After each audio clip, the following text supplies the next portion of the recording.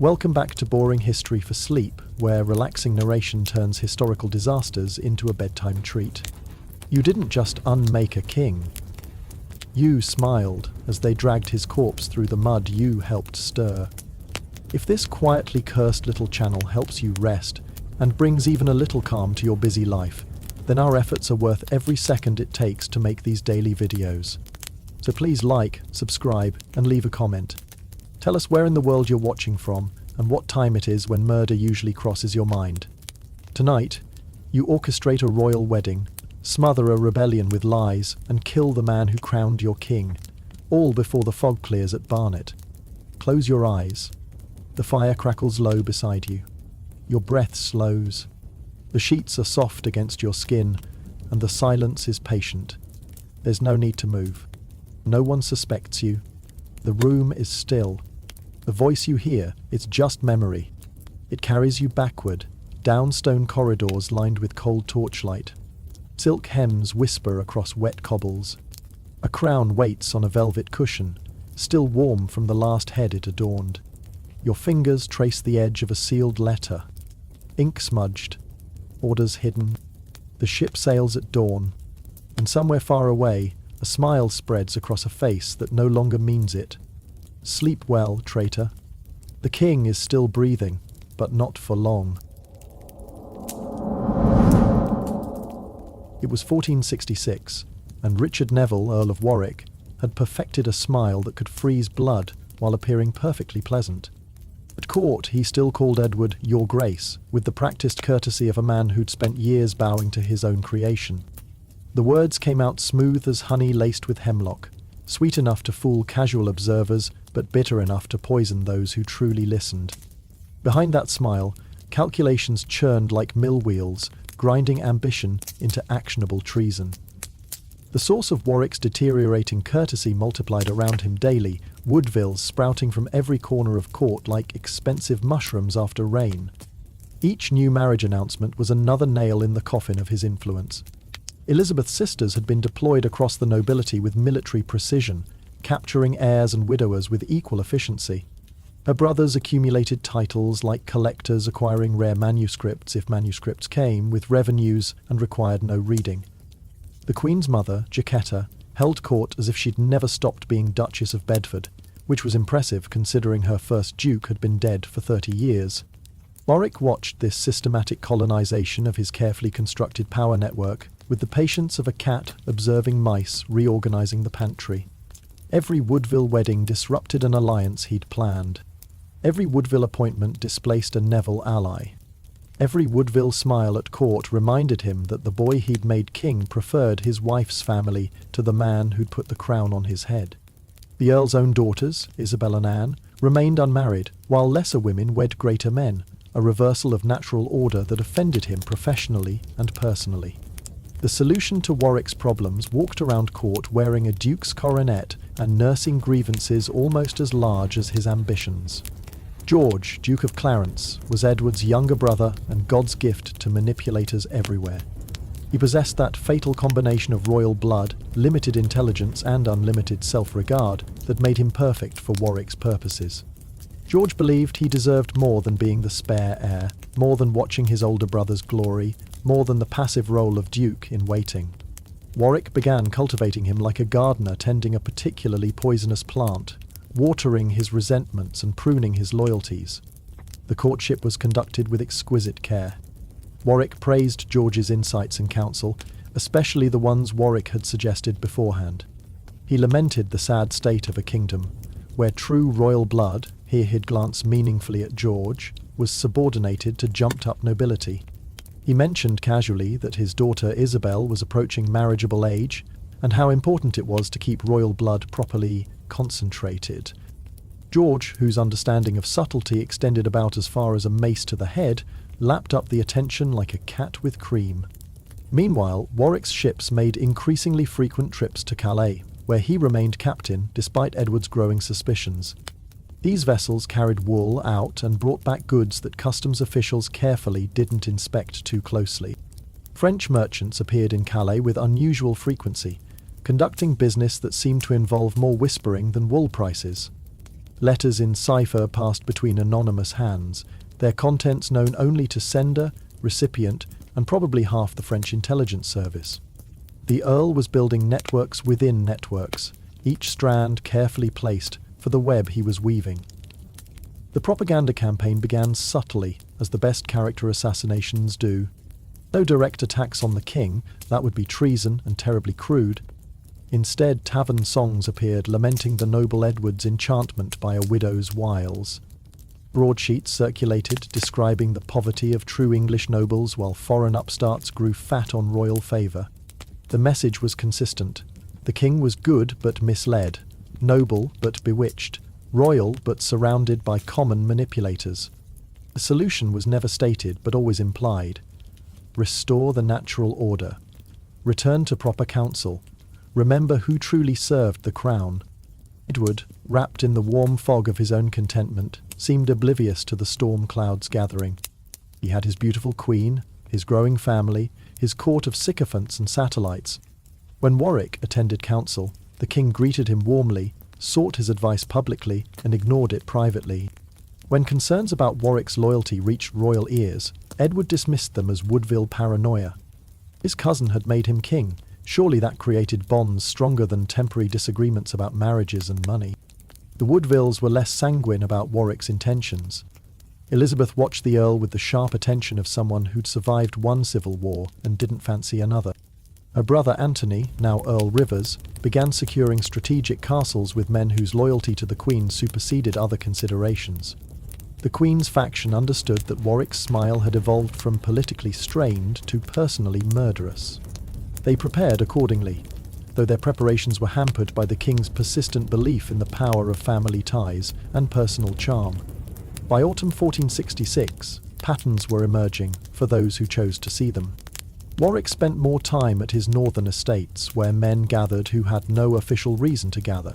His correspondence increased with lords who'd lost out to Woodville advancement. His agents met with French representatives who were definitely not discussing trade regulations. His movements suggested a man creating distance while maintaining proximity, building independence while professing dependence. He was playing a game where the stakes were crowns and the rules were written in blood, but he was playing it with such style that even his enemies had to admire the performance. The Christmas court of 1466 was a masterpiece of toxic courtesy. Warwick attended with perfect propriety, distributing gifts and compliments with the generosity of someone who knew their value was about to depreciate. He toasted the king's health with wine that might have been poisoned by his expression. He complimented the queen on her fertility with words that sounded like threats. He praised the Woodville marriages, while his eyes calculated how many widows they might soon create. Everyone smiled. Everyone celebrated. Everyone pretended they couldn't smell the smoke from bridges burning. George of Clarence spent that Christmas closer to Warwick than to his own brother, a proximity that didn't go unnoticed. The young Duke lapped up the Earl's attention, preening under the praise and swelling with the implied promises. Isabel Neville, Warwick's elder daughter, appeared at court like a carefully displayed jewel, dancing with George and demonstrating compatibility. The message was clear to those who could read such things. Alliances were shifting, loyalties were transferring, and the game was evolving from politics to something deadlier. Secret letters crossing to France increased in frequency and decreased in subtlety. Margaret of Anjou, that eternal exile, was receiving interesting proposals about the possibility of cooperation. The she-wolf of France had spent years hating Warwick for destroying her cause, but hatred was a luxury she could no longer afford. Her son needed a kingdom, she needed revenge, and sometimes necessity made murderers into allies. The letters were careful, theoretical, full of hypotheticals and possibilities. But they were being written, and in medieval politics, writing to your enemies about destroying your friends was halfway to doing it. Louis XI of France observed these developments with the satisfaction of a spider watching flies discuss web ownership. The universal spider understood that England's discord was France's opportunity. A divided England couldn't threaten French interests. A civil war in England meant French expansion elsewhere. His ambassadors in Calais received instructions to be helpful to all parties simultaneously, to promise everything while committing to nothing, to fuel fires while maintaining deniability. It was diplomacy as arson, and Louis was a master of controlled burns. As 1466 turned to 1467, Warwick's smile grew wider and colder. He attended court when required, fulfilled his duties with efficiency, and planned futures that didn't include the current present. His networks were in place, his alliances forming, his options multiplying. The Kingmaker who'd created Edward IV was discovering that creation and control were different things. The question was no longer whether he would act, but when and how. The smile that meant murder was perfecting its expression, waiting for the perfect moment to reveal its true meaning. By 1468, the Earl of Warwick had abandoned subtlety with the enthusiasm of someone throwing off a coat that had never quite fit. His smile at court now looked less like diplomacy and more like a wound that wouldn't heal. The pretense of loyalty had worn thin as parchment, transparent to everyone except possibly Edward, who maintained his policy of aggressive optimism in the face of obvious betrayal. In Calais, where Warwick still commanded as captain, preparations were underway for an event that would transform political tension into open rebellion. The marriage between George of Clarence and Isabel Neville was planned with the kind of secrecy that involved telling everyone while swearing them to silence. Edward had explicitly forbidden the match, understanding that combining Clarence's royal blood with Warwick's ambition was like mixing fire with oil, explosive and likely to burn down everything nearby. The king's prohibition should have ended the matter, would have ended it in a kingdom where royal commands were still commands rather than opening negotiations. But Warwick had moved beyond seeking permission to simply taking what he wanted. July 1468 saw the wedding that launched 1,000 treasons. In Calais, beyond Edward's immediate reach, George and Isabel exchanged vows that were as much political alliance as marriage sacrament. The ceremony was magnificent, in that aggressive way that suggested compensation for illegality through expense. Warwick gave away his daughter with the satisfaction of a man investing in futures, specifically a future where his son-in-law wore a crown. George accepted his bride with the dim comprehension that he was getting both a wife and a war, though he seemed more excited about the latter. The guest list read like a roster of the professionally discontented. Lords who'd lost to Woodville advancement toasted the couple's happiness, while discussing their unhappiness. French representatives attended, in an unofficial capacity that fooled nobody about their official interest. Even some London merchants had made the journey, understanding that backing Warwick might be treasonous, but would probably be profitable. The wedding feast lasted 3 days, which was 2 days longer than it took news of it to reach Edward and ruin his digestion. Edward's response to this familial betrayal was characteristic, public fury followed by private bewilderment. He raged about disobedience, threatened consequences, and demanded his brother's immediate return. Then he retired to consider how his own brother could choose Warwick over blood, as if blood hadn't been the cheapest currency in England for the past 30 years. The Woodvilles were less surprised, having expected betrayal from Warwick and stupidity from Clarence in equal measure. They began securing their positions with the grim efficiency of people who understood that wedding bells often preceded funeral bells. Spring 1469 brought rebellion wearing a thin disguise of social justice. Robin of Reddersdale, whose name sounded romantically medieval but whose backing was suspiciously modern, raised his standard in Yorkshire. The rebels' manifesto was a masterpiece of saying everything while admitting nothing. They loved the king, absolutely adored him, wanted nothing more than to serve him. They just happened to think he was surrounded by evil councillors who were bleeding the realm dry. These councillors were, coincidentally, all Woodville or Woodville allies, and the solution was, coincidentally, exactly what Warwick had been suggesting for years. The rebellion spread with the kind of efficiency that suggested professional management. Arms appeared in peasant hands with suspicious regularity. Trained soldiers emerged from nowhere to lead supposedly spontaneous uprisings. Money flowed to support the rebels from sources that nobody could quite trace but everyone could guess. The coordination between different uprising sites was remarkable for a grassroots movement, assuming the grass had been fertilized with French gold and water. Edward's intelligence network, such as it was, reported increasing absences among the nobility. Lords who should have been raising forces to suppress the rebellion were discovering urgent business elsewhere. Those who did answer the royal summons brought suspiciously few men and questionable enthusiasm. The king found himself in the peculiar position of defending his crown with an army that seemed to be evaporating like morning dew. Still, he maintained his confidence, believing that his personal presence would rally support and scatter rebels like the sun dispersing fog. The royal army that marched north was impressive in its banners and depressing in its numbers. Edward had expected the great lords to flock to his standard. Instead, he got the middling loyal and the calculating desperate. The Earl of Pembroke led the vanguard with Welsh troops who fought for pay rather than principle. The Earl of Devon brought the rearguard and a festering dispute with Pembroke about precedence, quarters, and everything else two nobles could argue about. It was less a unified force than a mobile disagreement wearing armour. The Battle of Edgecote Moor in July 1469 demonstrated what happened when dysfunction met determination. The rebels, well met and surprisingly well prepared, struck with precision at an army that was busy fighting itself. Pembroke and Devon had split their forces over an argument about billeting, proving that even in civil wars logistics could be deadlier than swords. The Welsh fought bravely but hopelessly, abandoned by Devon, who discovered urgent business elsewhere, specifically anywhere that wasn't a losing battlefield. By day's end, Pembroke was dead, his army scattered, and Edward's authority revealed as dangerously theoretical. The aftermath of Edgecote was educational for everyone involved. Edward, travelling with a small retinue, suddenly found himself surrounded by armed men who insisted they were there for his protection. They were Warwick's men, of course, and their definition of protection involved escorting the king to Middleham Castle, where he could be properly looked after. Not imprisoned, heaven forbid, that would be treason. Simply secured, guarded, protected, from the dangerous world and his own poor judgment. Edward went along with this fiction with the dignity of a man who understood that the distance between a throne and a prison was sometimes measured in courtesy rather than miles.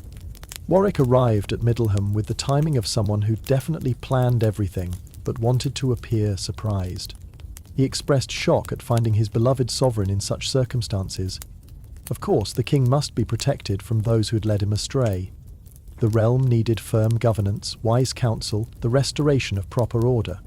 And who better to provide such guidance than the Earl, who had always had England's best interests at heart? Edward listened to this performance with the patience of a captive audience, which was exactly what he was. The Woodville response to the king's captivity was swift and predictable. Earl Rivers and his son John were caught by the rebels and executed with the kind of efficiency that suggested prior planning.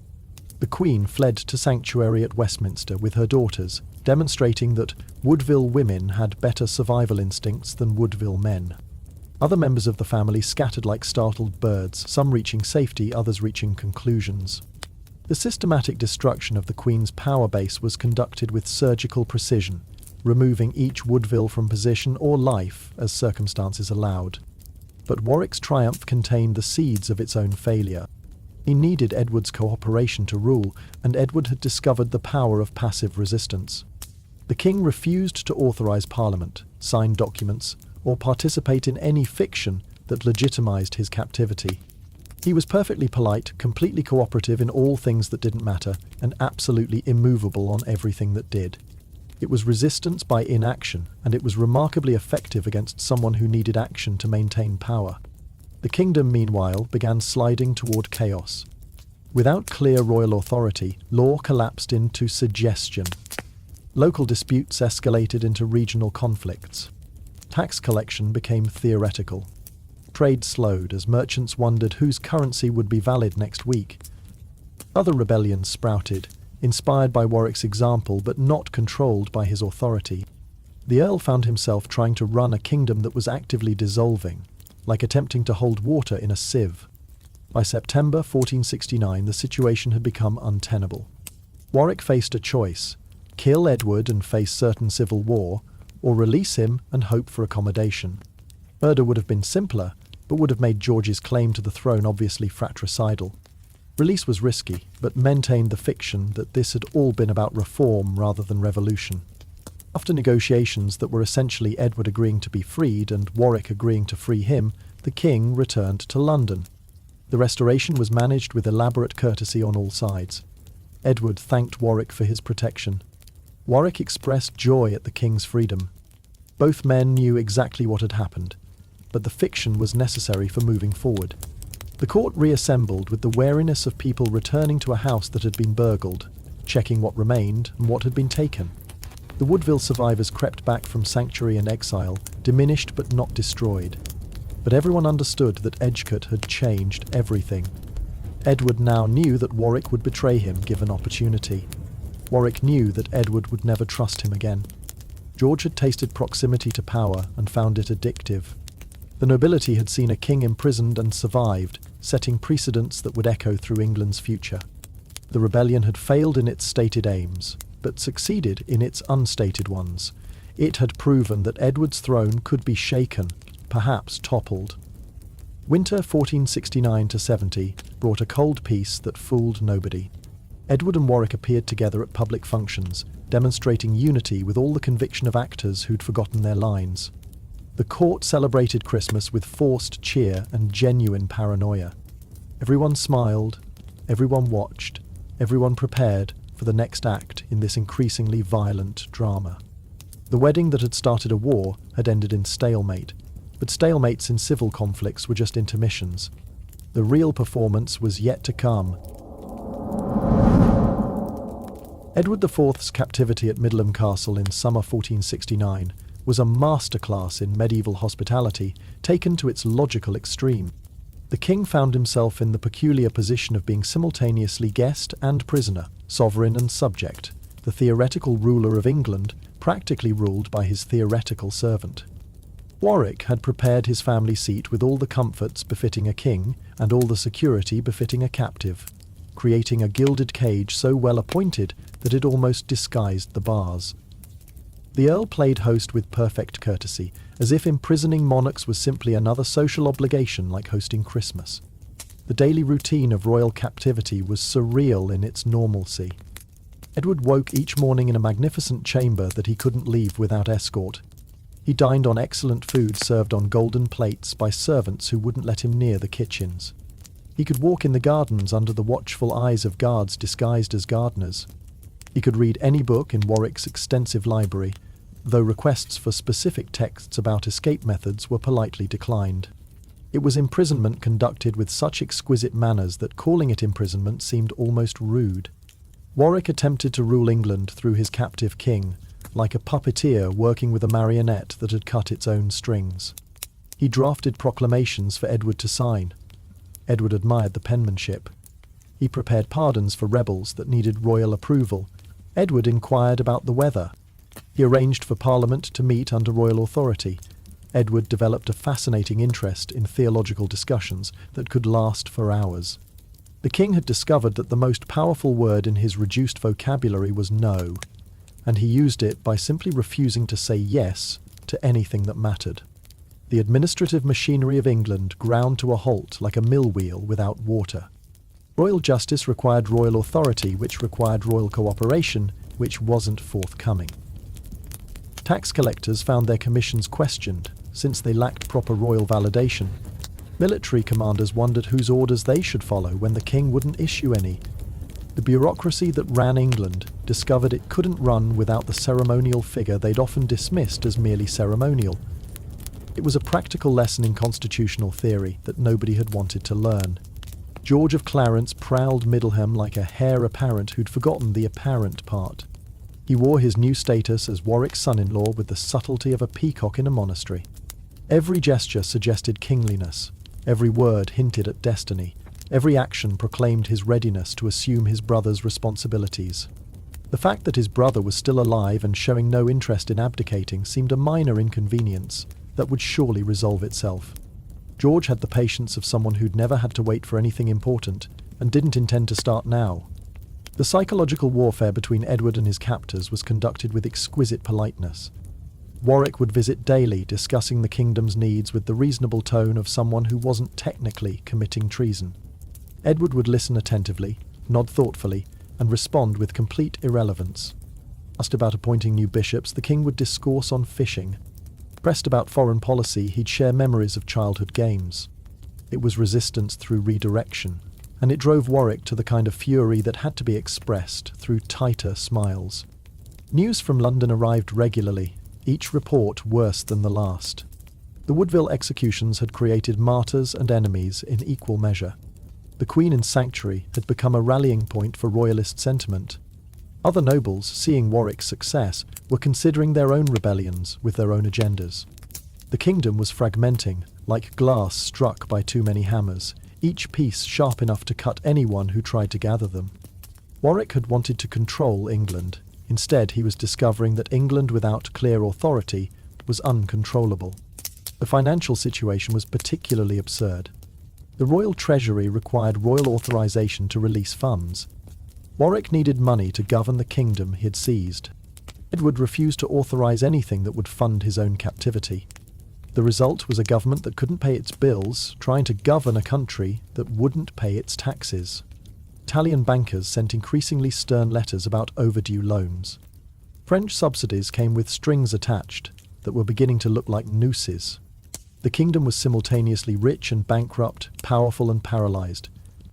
By August 1469, other players were entering the game. The Duke of Burgundy sent carefully worded messages about his concern for his brother-in-law's health. The King of France expressed delight at England's interesting political developments while moving troops to his borders. Scottish raiders tested the northern defences with increasing boldness. Every external power saw opportunity in England's paralysis, and Warwick couldn't respond effectively without the royal authority Edward wouldn't provide. The Earl was learning that stealing a kingdom was easier than keeping it. The breaking point came with news of fresh rebellions. These weren't Warwick's carefully orchestrated uprisings, but genuine chaos inspired by the spectacle of a captive king. If Warwick could imprison Edward, why couldn't others try their own luck? The country was dissolving into feudal anarchy, with every lord becoming his own authority. Trade routes became dangerous, law became optional, and the only certainty was uncertainty. Warwick faced the humiliating realization that he'd destroyed royal authority so effectively that he couldn't wield it himself. Secret negotiations began in September, conducted through intermediaries who pretended they weren't negotiating. Warwick needed Edward free to restore order. Edward needed freedom to restore himself. Both needed to pretend this was a reconciliation rather than a mutual admission of failure. The terms were simple. Edward would be released, Warwick would remain powerful, and everyone would pretend the last few months had been a misunderstanding. It was the kind of agreement that satisfied nobody, but was better than the alternatives. The release was staged with theatrical dignity. Warwick discovered that the kingdom needed its true king. Edward graciously forgave those who'd protected him from evil counselors. They embraced like brothers who'd definitely not been captor and captive. The court was informed that the king had been on an extended stay with his cousin dealing with northern matters. Everyone nodded and smiled and updated their mental scorecards of who owed whom what kind of revenge. Edward's return to London in October 1469 was revealing in what it wasn't. There were no triumphal processions, no celebrations of freedom, no public acknowledgement of what had actually happened. The king simply resumed his duties as if he'd never been away, never been imprisoned, never been humiliated. He issued pardons with strategic generosity, confirming some of Warwick's actions while quietly reversing others. The Woodville survivors returned to reduced influence but not elimination. It was restoration without resolution, return without reconciliation. The aftermath of the captivity taught different lessons to different people. Edward learnt that his throne was more fragile than he'd believed, but also more necessary than Warwick had assumed. Warwick learnt that making kings was easier than replacing them. And the highly cultivated Anglo-Irish classes learned to repress their own king.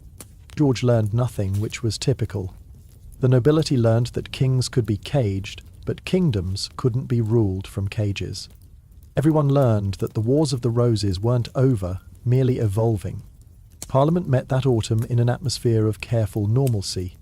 Lords who'd supported Warwick sat near lords who'd remained loyal to Edward, everyone pretending they couldn't smell the gunpowder. Legislation was passed that carefully didn't mention recent events. Taxes were approved to refill an empty treasury without discussing why it was empty. The business of governance resumed, with the determination of people whistling past a graveyard, which, in a sense, they were. But nothing was really resolved. Edward was free but not secure. Warwick was powerful but not satisfied. George was ambitious but not patient. The Woodvilles were wounded but not eliminated. The kingdom was at peace but not peaceful. Everyone understood that Edgecote and its aftermath had been a rehearsal, not a resolution. The real performance was still to come, and next time the stakes would be higher and the courtesy thinner. Winter 1469 brought a deceptive calm. The king held court with increased grandeur, as if magnificence could erase recent humiliation. Warwick attended when required, smiled when appropriate, and planned when possible. The kingdom functioned with the careful efficiency of machinery that everyone knew was damaged, but nobody wanted to acknowledge. It was peace built on mutual exhaustion rather than mutual agreement, the kind that lasted exactly as long as it took for someone to catch their breath. The captivity at Middleham had failed in its immediate aims, but succeeded in its implications. It had shown that kings could be caged, that royal authority could be separated from royal persons, that the divinely ordained could be quite mundanely imprisoned. These were dangerous lessons in a kingdom built on precedent and tradition. Once certain things became possible, they became probable. Once they became probable, they became inevitable. The cage at Middleham was empty now, but its shadow stretched across England's future. In the spring of 1470, Richard Neville, Earl of Warwick, found himself in the peculiar position of negotiating with the woman he'd spent a decade trying to destroy. Margaret of Anjou received his overtures from her French exile with the enthusiasm of someone being offered a sandwich made of broken glass. The she-wolf of France had many qualities: intelligence, determination, and impressive capacity for hatred, but forgiveness wasn't among them. Warwick had killed her friends, exiled her family, and reduced her from queen to beggar. Now he wanted to be allies, which was rather like the fire proposing friendship to the wood it had burned. The negotiations took place at Angers under the watchful eye of Louis XI, who orchestrated the meeting with the glee of a matchmaker arranging a wedding between two people who'd previously tried to murder each other. The Spider King understood that England's discord was France's opportunity, and this alliance, unnatural as a two-headed calf, would guarantee discord for generations. He provided the venue, the wine, and the gentle pressure that comes from controlling someone's only source of funds. Margaret needed French gold to reclaim her throne. Warwick needed French ships to reclaim his influence. Louis needed them to need each other. The first meeting between Margaret and Warwick was a masterpiece of barely controlled hostility dressed in diplomatic courtesy. She entered the chamber like a queen, despite her exile, carrying herself with the dignity of someone who'd lost everything except her certainty that she deserved better. Warwick bowed with the precise depth required by protocol and not an inch deeper. They regarded each other across a table that might as well have been a battlefield. Two predators, calculating whether cooperation was preferable to mutual destruction. Margaret's opening position was simple. She wanted Warwick dead. Failing that, she wanted him to suffer. Failing that, she wanted guarantees that would make betrayal impossible and revenge unnecessary. Her son Edward, Prince of Wales, stood beside her, 17 years old, raised on stories of betrayal and educated in the art of hatred. He looked at Warwick the way hawks look at rabbits, with focused intensity and barely restrained violence. This was the boy Warwick was proposing to make king, which required keeping him alive long enough to be useful. Warwick's approach was more complex because his position was more desperate. He needed Margaret's legitimacy to justify another rebellion. She needed his military capability to make restoration possible. He offered what he'd taken: his sword, his ships, his service. He spoke of misunderstandings, of manipulation by others, of his deep respect for true royal blood. Every word was calculated to avoid mentioning that he'd spent years spilling that same royal blood across English battlefields. The sticking point was trust, which neither party possessed in measurable quantities. Margaret demanded guarantees. Warwick offered promises. She wanted hostages. He suggested marriages. Round and round they went, like dancers performing steps they both despised to music neither wanted to hear. Louis XI mediated with the patience of someone who found other people's suffering professionally useful. The solution was typically medieval, a marriage alliance that nobody wanted but everyone needed. Warwick's younger daughter, Anne, would marry Margaret's son, Edward. It was brilliant in its awfulness. The daughter of the Kingmaker wed to the son of the queen he'd unmade. And Neville, 15 years old and probably wondering what she'd done to deserve this, would become the bridge between irreconcilable enemies. The prince would get a wife he didn't want, and would get a husband who'd been raised to hate everything her father represented. Romance was dead, but politics was very much alive. The marriage negotiations were conducted with the warmth of a treaty between plague victims. Dowry discussions felt like ransom demands. The ceremony planning resembled a military campaign. Every detail was fought over, because every detail was a potential betrayal. Would Anne convert to Lancaster? Would Edward acknowledge Warwick as father-in-law without choking? Would anyone survive the wedding feast without poison or stabbing? These were the romantic considerations of civil war. The wedding took place in December 1470 at Amboise, with all the joy of a funeral conducted at sword point. Anne Neville stood at the altar like a sacrifice, dressed in silk. Prince Edward took her hand with the enthusiasm of someone grasping a nettle. Margaret watched with the expression of a woman swallowing medicine that might be poison. Warwick gave away his daughter with the satisfaction of a man completing a business transaction in souls. The priest conducted the ceremony quickly, possibly understanding that prolonging it increased the chances of violence. With the marriage sealed, planning for invasion began in earnest. French ships gathered in Norman ports like wolves assembling for a hunt. French gold flowed into Warwick's coffers, each coin stamped with Louis's spider and weighted with obligation. Messages flew to England, coded and careful, testing loyalties and promising rewards. The Lancastrian exiles, scattered across Europe like seeds waiting for rain, began gathering. Hope, that dangerous emotion, stirred in hearts that had been hopeless for a decade. Back in England, Edward IV was discovering that escaping captivity was easier than escaping consequences. His reconciliation with Warwick had lasted exactly as long as it took the Earl to reach France. George of Clarence remained at court, sulking, with the determination of someone who'd been promised a crown and received only forgiveness. The Woodvilles had returned but diminished, like plants that had survived winter but might not survive another frost. The king held his throne, but his grip was loosening with each report from across the Channel. The invasion fleet launched in September 1470, taking advantage of fog and favourable winds. Warwick had learned from experience. This time he brought overwhelming force and overwhelming propaganda.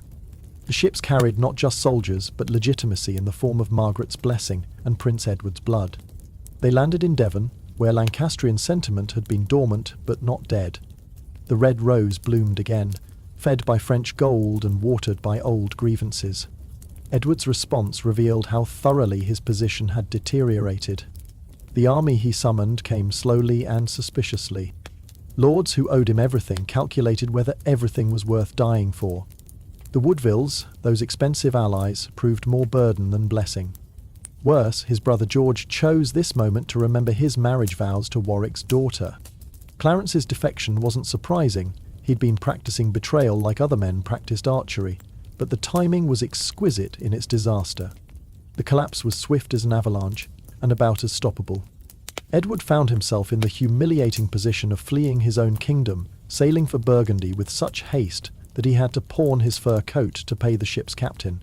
Behind him, England opened its gates to Warwick like a city welcoming conquering heroes rather than returning traitors.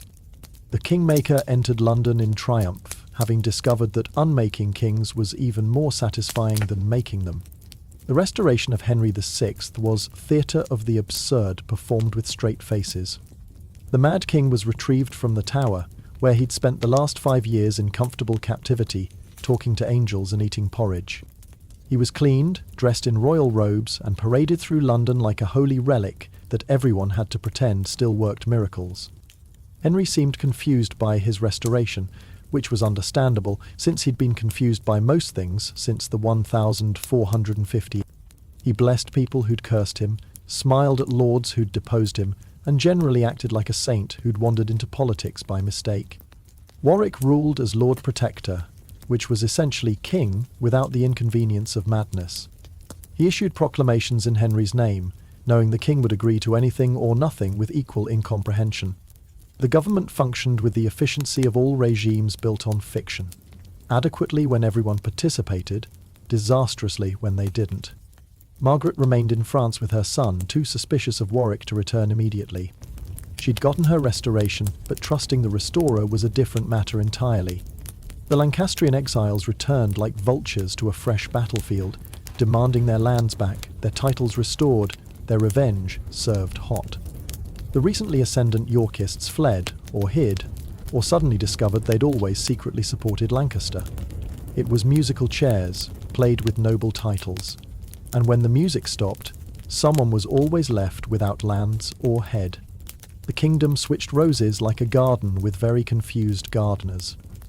Winter 1470-71 saw England ruled by a holy fool and an unholy council. Henry VI wandered Westminster, asking after men who'd died years ago, while Warwick tried to govern a country that had forgotten how to be governed. It was nostalgia as policy, attempting to restore a past that had never quite existed through a king who wasn't quite present. The restoration had succeeded, but success and stability were different things. Like a play where the actors had forgotten their lines, everyone improvised and hoped for the best. Meanwhile, in Burgundy, Edward IV was learning what his father-in-law thought of failed kings. They were embarrassing, expensive, and potentially useful, in that order. Duke Charles the Bold received him with the courtesy due to family and the caution appropriate to political liability. Edward spent the winter of his discontent planning impossible returns and making impossible promises. Desperation is a powerful motivator, and Edward was very motivated. The Kingmaker had unmade him, but unmade things could sometimes be remade, especially if they could find enough Burgundian gold and gullible soldiers. The unlikely alliance between Warwick and Margaret had achieved its immediate goal. Edward was in exile, Henry was restored. The Yorkist cause seemed finished. But alliances built on mutual hatred of third parties have a tendency to fracture once that party is removed. Margaret still despised Warwick. Warwick still distrusted Margaret. Their children were married but not reconciled. The restoration was complete but not secure. And somewhere across the narrow sea, Edward IV was proving that civil wars were like heads of the Hydra. Cutting off one just meant two more would grow back. The Readeption of Henry VI was what happened when nostalgia met reality and had a very disappointed child. For 6 surreal months between October 1470 and April 1471, England was ruled by a king who conversed primarily with angels and a protector who would have preferred dealing with devils.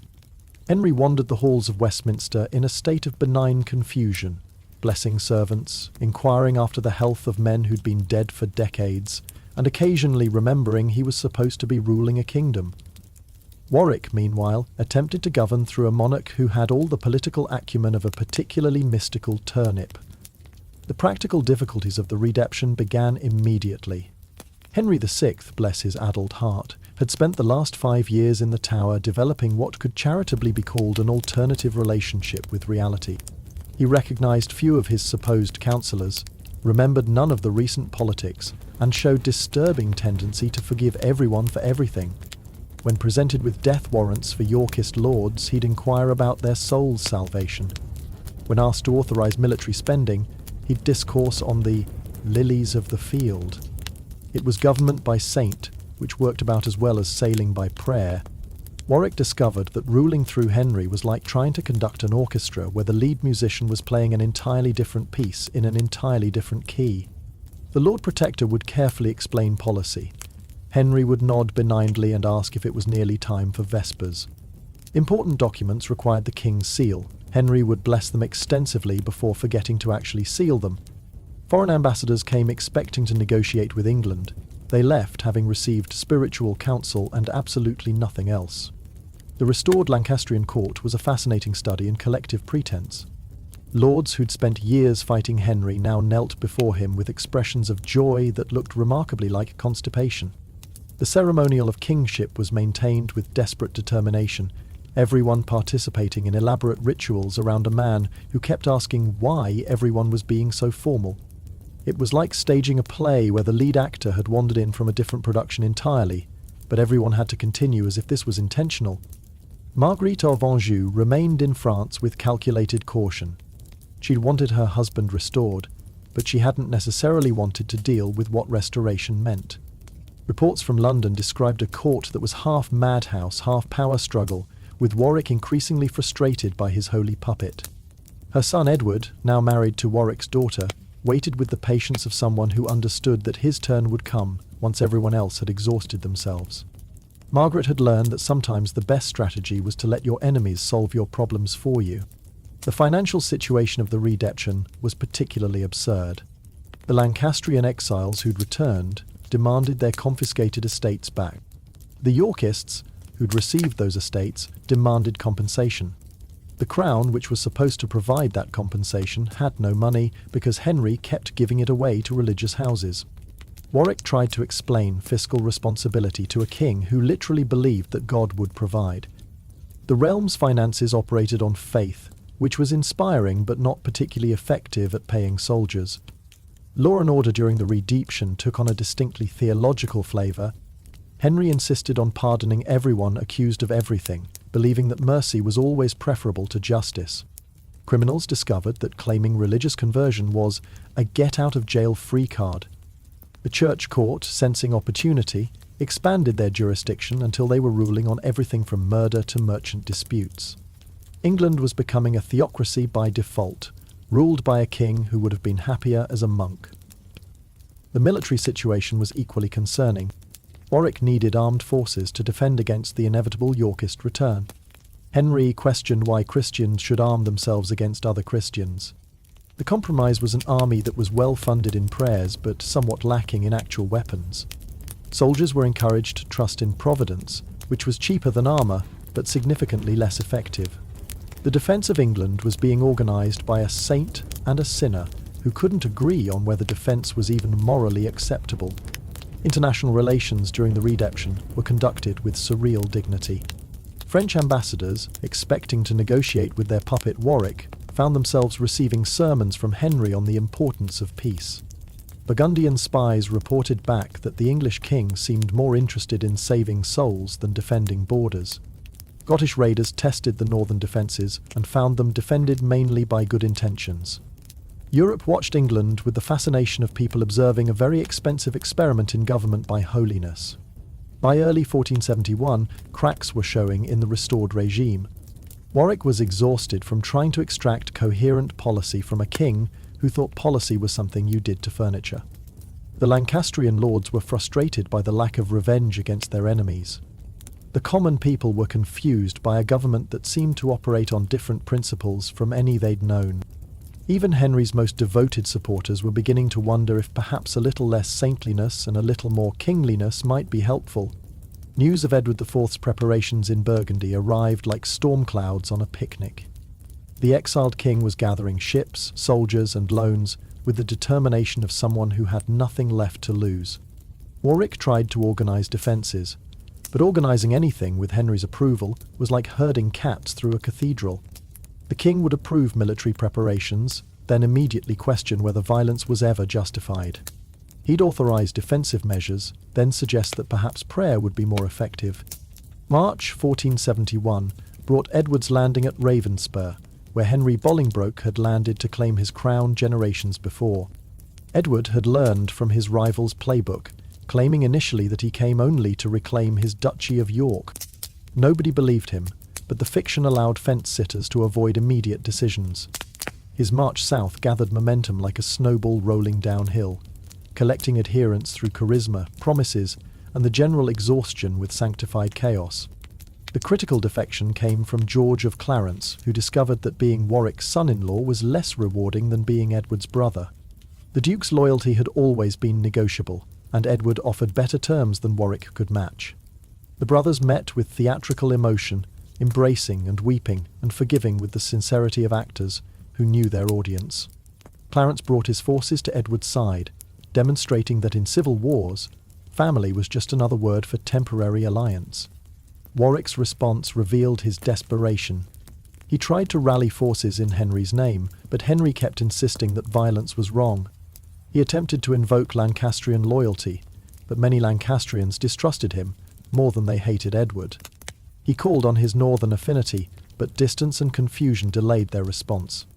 The Kingmaker found himself trying to defend a cause he'd once destroyed with a king who didn't believe in defence. The Battle of Barnet on April 14, 1471 was fought in fog so thick it seemed like divine commentary on the entire Readeption. Men couldn't tell friend from foe, which was appropriate for a battle between former allies. Warwick's forces, confused by the conditions, ended up fighting each other as much as the enemy.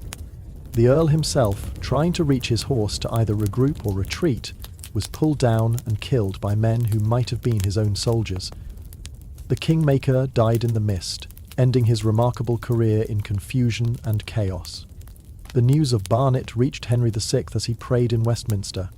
He received it with the same benign acceptance he received everything, inquiring whether the dead had been properly shriven. When told that Warwick was among the fallen, he expressed sorrow for the Earl's soul and hope for divine mercy. It didn't seem to occur to him that Warwick's death meant his own restoration was over. Saints, it appeared, didn't concern themselves with political implications. Margaret of Anjou, landing in England hours after Warwick's defeat, discovered that her timing remained impeccably terrible. She'd waited too long, trusted too little, and now faced Edward's resurgent forces without her reluctant ally. Her son, Prince Edward, prepared for his first and last battle with the enthusiasm of youth and the inexperience that would kill it.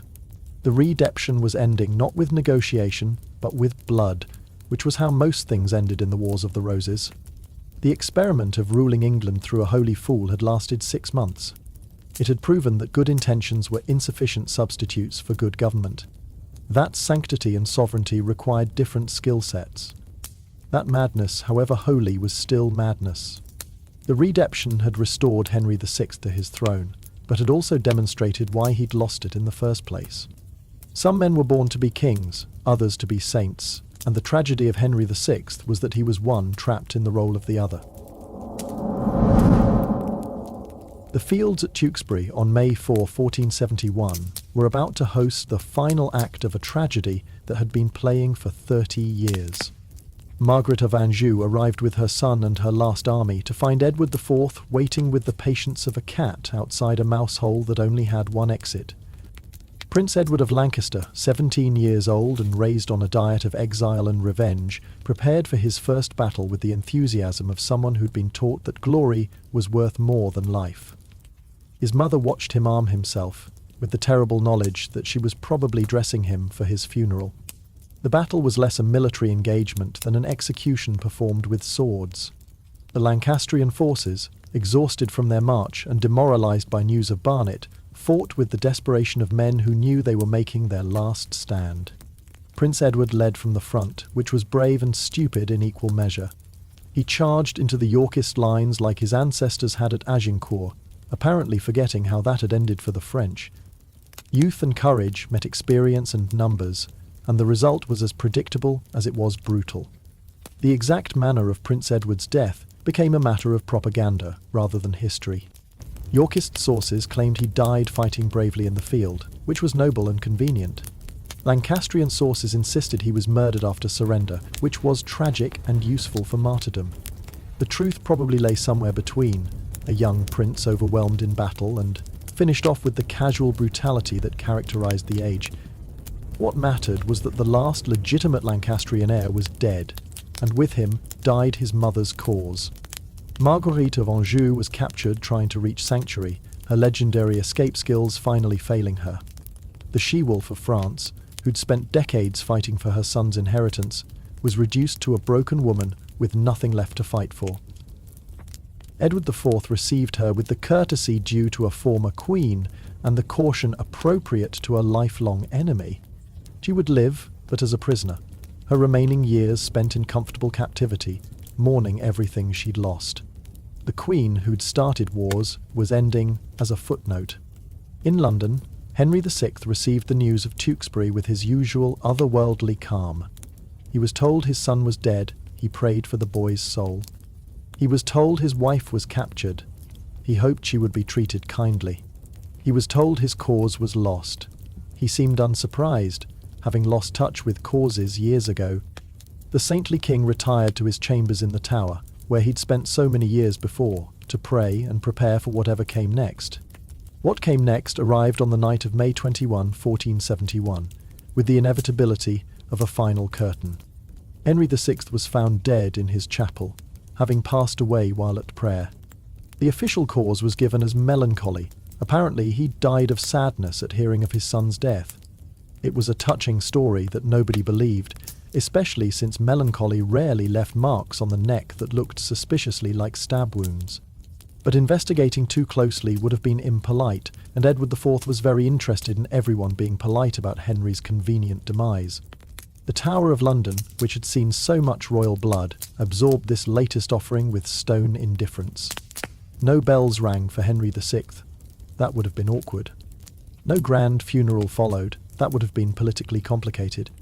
The former king was buried quietly at Chertsey Abbey, then later moved to Windsor when miracles started being reported at his tomb.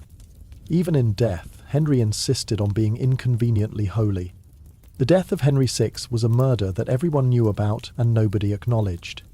It was necessary, practical, and absolutely what happened when deposed kings lingered too long. Edward IV didn't order it, officially. Richard of Gloucester didn't carry it out, probably. Nobody did it, but it definitely happened, which was very medieval in its contradictions. The last Lancastrian king died as he'd lived, surrounded by questions and creating problems for everyone involved. With Henry dead and Prince Edward eliminated, the direct Lancastrian line was extinct. The Wars of the Roses, which had bled England for 3 decades, appeared to finally be over. Edward IV stood unchallenged, his throne secure, his enemies dead or imprisoned. The White Rose had triumphed completely, watered with enough blood to satisfy even the thirstiest flower. Peace settled over England like snow over a battlefield, covering but not erasing what lay beneath. The kingdom that emerged from Tewkesbury and the Tower was exhausted into tranquility. Noble families that had spent generations killing each other now focused on the novel experience of not being at war. The common people, who'd paid for aristocratic ambitions with taxes and lives, welcomed the stability of having the same king for more than a few months. Edward IV, older and wiser, and significantly fatter, settled into ruling without the constant threat of rebellion. It was almost boring, which, after 30 years of civil war, was exactly what England needed. But history has a sense of irony sharper than any sword. The peace Edward had won through blood would last exactly as long as he did. His brothers, those loyal supporters, were already eyeing each other with suspicious calculation. His sons, those guarantees of succession, were young and vulnerable. His kingdom, united by exhaustion, would fragment again at the first sign of weakness. The Wars of the Roses were ending, but the seeds of future conflicts were already planted. For now, though, on that May night in 1471, there was silence. Henry VI lay dead in the Tower, finally freed from the burden of a crown he'd never wanted. His son lay dead at Tewkesbury, spared the fate of fighting for a throne he'd never see. Margaret of Anjou sat in captivity, her fierce spirit finally broken by loss. The Lancastrian cause was not just defeated, but extinct, erased from possibility, if not from memory. Edward IV retired to his chambers that night, knowing he'd won everything. The throne was his enemies were dead, his future seemed secure. He could finally rule without looking over his shoulder, finally sleep without fearing assassination, finally enjoy the crown he'd killed so many to keep. The ghosts were all laid to rest, the old scores settled, the kingdom his alone. If he heard any whispers in the darkness, any suggestions that peace built on blood was just war postponed, he ignored them. England slept that night, as it hadn't in decades, deeply, without the dreams of civil war. The Tower was quiet, its most famous prisoner finally beyond suffering. The battlefields were still, their harvest of bodies complete. The kingdom was at peace, or at least at exhaustion, which was close enough. Tomorrow would bring its own problems, but tonight there was blessed silence. Sleep well, Henry. You're finally free of the crown that was your curse. Sleep well, England. Your roses have finished blooming in blood, at least for now. The ghosts are quiet, the wars are over, and morning will come whether we're ready or not. But for tonight, in this brief moment between one tragedy and the next, there is peace. Good night. Thank you for listening one last time. May your sleep be deep, your dreams quiet, and your mind at peace.